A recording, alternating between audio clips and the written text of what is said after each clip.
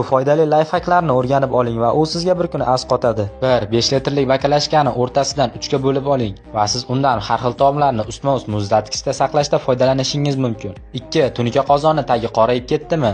Uning ustiga sodani videoda ko'rib turganingizdek qilib to'king va quruq salfetkani ustiga qo'yib, sirka moyini quying. Uni 15 daqiqaga ivitib qo'ying va suv bilan yuvib tashlang, u yangidek bo'ladi. 3. Qopqoqning tepa qismini pichoq bilan olib tashlang va yon tomonini kesib oching va uni boshqa qopqoqning o'rtasiga kley bilan yopishtiring va devorga yopishtirib qo'yib, siz undan har xil kabel yoki boshqa narsalarni ilishda foydalanishingiz mumkin. 4. Artizon jumragini yechmoqchisiz, lekin sizda unga to'g'ri keladigan kulich yo'q. Videoda ko'rib turgan uslubingiz orqali siz uni atverka va sim orqali osongina yechishingiz mumkin. Video foydali bo'lgan bo'lsa saqlab qo'ying va kanalimizga obuna bo'lib qo'ying. Bu foydali layfhaklarni o'rganib oling va u sizga bir kuni asqotadi. 1. 5 litrlik bakalashkani o'rtasidan 3 ga bo'lib oling va siz undan har xil taomlarni ustma-ust muzlatgichda saqlashda foydalanishingiz mumkin. 2. Tunuka qozonni tagi qorayib ketdimi?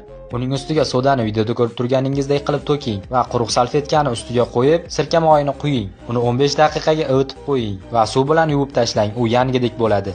3. Qopqoqning tepa qismini pichoq bilan olib tashlang va yon tomonini kesib oching va uni boshqa qopqoqning o'rtasiga kley bilan yopishtiring va devorga yopishtirib qo'yib, siz undan har xil kabel yoki boshqa narsalarni ilishda foydalanishingiz mumkin. 4. Artizon jumragini yechmoqchisiz, lekin sizda unga to'g'ri keladigan kulich yo'q. Videoda ko'rib turgan uslubingiz orqali siz uni atverka va sim orqali osongina yechishingiz mumkin. Video foydali bo'lgan bo'lsa saqlab qo'ying va kanalimizga obuna bo'lib qo'ying.